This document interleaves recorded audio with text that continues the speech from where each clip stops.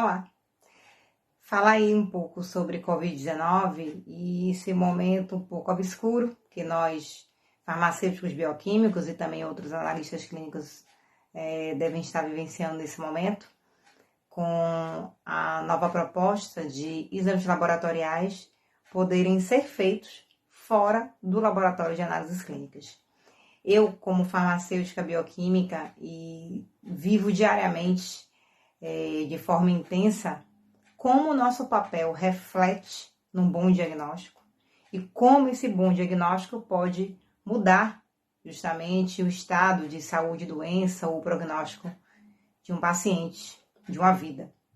E eu canso de trazer vídeos aqui ilustrando o meu papel como bioquímica e o meu papel durante o meu trabalho, como eu consigo modificar algumas condutas quando a gente faz um diagnóstico com entendimento, com consciência, e que a gente sabe enxergar através daquele tubinho ali de amostra que está por detrás, se aquilo ali tem algum erro que é inerente daquela amostra ou da técnica em si, que foi mal aplicada, mal executada, e o quanto que isso pode interferir no resultado final. Fora o fato de que esse resultado final ele precisa ser interpretado antes de chegar à mão do médico que vai ali avaliar para saber qual a melhor conduta. Então, principalmente em relação à Covid-19, eu tenho visto e tenho acompanhado como ainda existem falhas no diagnóstico e como as pessoas leigas que não têm entendimento nessa área, muitas vezes também, fazem um julgamento de que os testes estão errados, mas na verdade eles estão ali muitas vezes inadequados. Claro que a gente sabe que em um espaço curto de tempo que nós tivemos, o ano não acabou de 2020, e o tempo para desenvolver testes diagnósticos e padronizá-los para que eles tivessem a melhor sensibilidade e especificidade, foi tudo muito rápido. Então, obviamente que a gente ainda vai precisar de alguns anos para a gente ter um teste diagnóstico completamente validado e completamente seguro. Mas ainda assim, mesmo aqueles testes que a gente tem aí para milhares de outras doenças e que já estão bem validados, também podem apresentar falhas. E isso a gente sabe que acontece. E daí o papel do analista clínico em saber observar justamente quando essa falha acontece e saber o que fazer. O que eu vejo diariamente é muita gente me perguntando, me mandando direct, falando: Milena, eu tô com um sintoma, da Covid-19, comecei tal dia e fiz o teste da negativa. Eu sempre pergunto: fez teste de quê? Qual foi o teste que você fez? A gente precisa entender que o teste diagnóstico, ele vai ser melhor empregado quando você entende qual é a fase que aquele paciente se encontra. Então, mais uma vez, eu vou deixar claro aqui. Se você está com alguma doença, e eu vou trazer o exemplo da Covid-19, com os sintomas, a gente tem uma fase ali desses sintomas onde a gente vai encontrar o maior número desses vírus ali se replicando. Então, a gente vai escolher um teste, pensando em qual fase da doença você está, e aí a gente te pergunta: quando começaram os sintomas? Quais sintomas são esses? Para saber se realmente é o teste da Covid que nós iremos fazer ou outra doença. A gente passou o ano de 2020 com várias arboviroses aí, principalmente aqui na cidade de Salvador, mas no Brasil inteiro. E muitas vezes se confundiu e as pessoas fazendo teste para Covid era chikungunya. Então, precisa que a clínica seja bem avaliada para que o teste diagnóstico também seja bem feito e bem aplicado. Então, se você está com sintomas de uma doença, nesse momento a gente precisa fazer o que nós chamamos de imunoensaios diretos, testes diretos que vão pesquisar na sua amostra biológica o vírus, o patógeno em si. Então, quando a gente fala, vai fazer o teste do swab nasal, que é você coletar a amostra dessa secreção ali, de nasofaringe, para que nessa amostra desse material você possa encontrar algo que represente o vírus, como é o caso do ácido nucleico, a molécula de RNA. E para isso a gente utiliza uma metodologia, uma ferramenta da biologia molecular, que é o RT-PCR. Então, a partir dessa técnica, você consegue encontrar o material genético desse vírus e dizer que, neste momento, você está com o patógeno dentro do seu corpo. Você está com a infecção ali na sua fase ativa, e é um momento a gente fala, as pessoas vão ter que então entrar em isolamento. Porque esse momento ela está com o vírus ali dentro do seu corpo, que vai estar replicando e com alta capacidade de disseminação. Já falei aqui em alguns stories também, que geralmente o terceiro e quarto dia do sintoma clínico é o momento em que o vírus está no auge da sua replicação, onde vai ser encontrado o maior número de cópias desse vírus. Então, se, por exemplo, você começou com um sintoma hoje no dia 1, espera até o dia 3, dia 4 para fazer o RT-PCR, porque você vai ter uma probabilidade maior, uma chance mais aumentada de encontrar um número maior de vírus no seu corpo se replicando. Mas claro que se o sintoma já for algo que incomode, hoje o protocolo já é diferente. Não é fique em casa esperando o quadro se agravar. Se você tem hoje uma sintomatologia clínica que é muito provável de ser a Covid-19, você deve procurar um posto de saúde, um atendimento para saber qual a melhor conduta de tratamento farmacoterapêutico que você pode tomar e, obviamente, fazer ali a sua quarentena para impedir que esse vírus se propague para outras pessoas.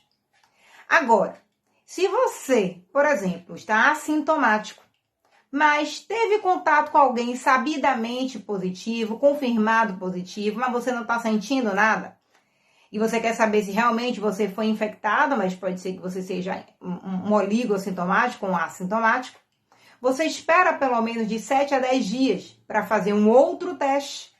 Porque se você tem contato com um patógeno e o seu corpo está com a sua resposta imunológica competente, você vai produzir, geralmente, anticorpos contra esse patógeno. Só que não é da noite para o dia. Você teve contato hoje e você faz o teste amanhã e já vai estar ali pegando uma enorme quantidade, concentração de anticorpos. Não é assim. O nosso corpo não é de um super-herói, uma super máquina. Leva aí pelo menos uma semana para a gente produzir os anticorpos do isotipo IgM, aquele anticorpo que vai estar ali neutralizando cada patógeno que entre através da sua corrente sanguínea e bloqueando para impedir que ele infecte outras células.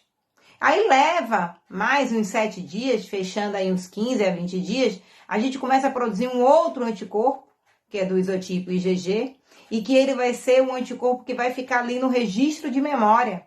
Para se por acaso você ter uma nova infecção por esse mesmo agente agressor, você já tem esses anticorpos prontos, que geralmente ficam aí perenes pelo resto da sua vida. No caso da Covid-19, a gente não sabe com certeza até quanto tempo os anticorpos IgG vão ficar presentes na sua circulação. Alguns trabalhos têm mostrando aí que 3 a 4 meses, os níveis de anticorpos IgG estão declinando bastante.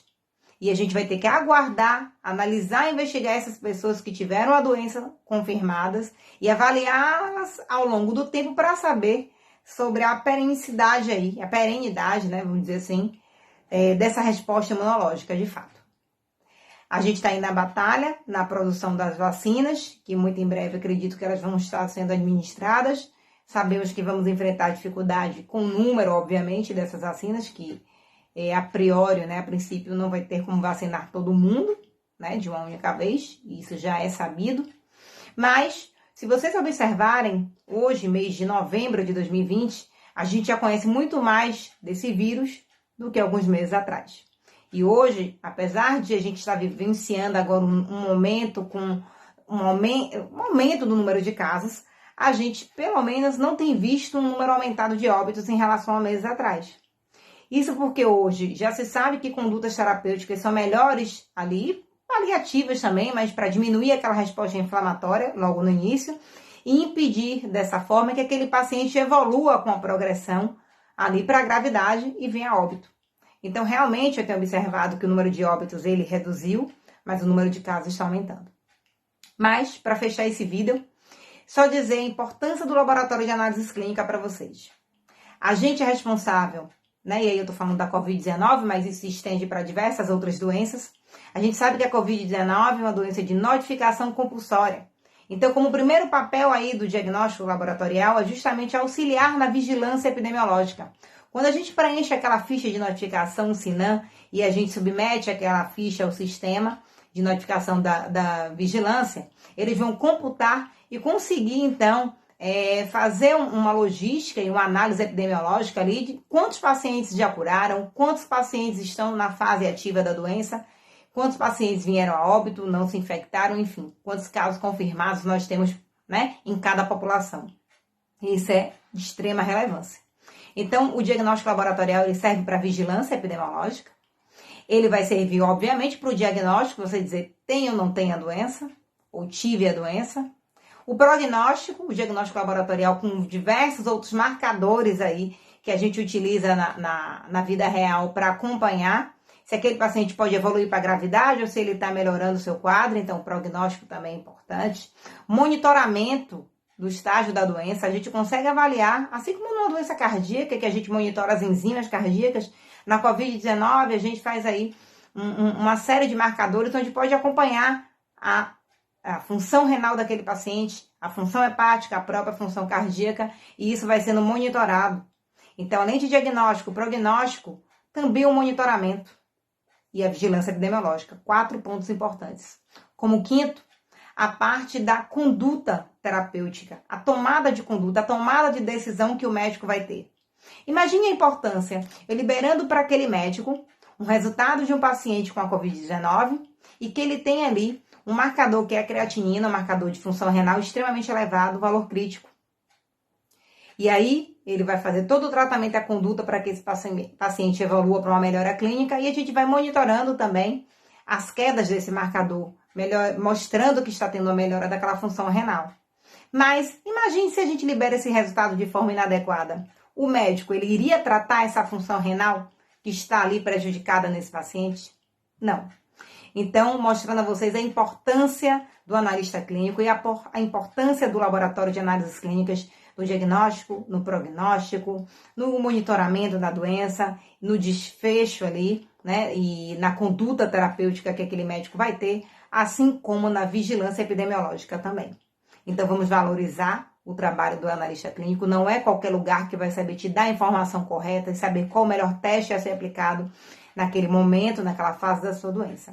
Então, qualquer dúvida, procure um local de saúde, um posto de saúde, onde você possa ter um laboratório que possa ser feitos os exames e você seja atendido e cuidado da melhor forma possível, tá bom? Um grande beijo, espero que tenham gostado.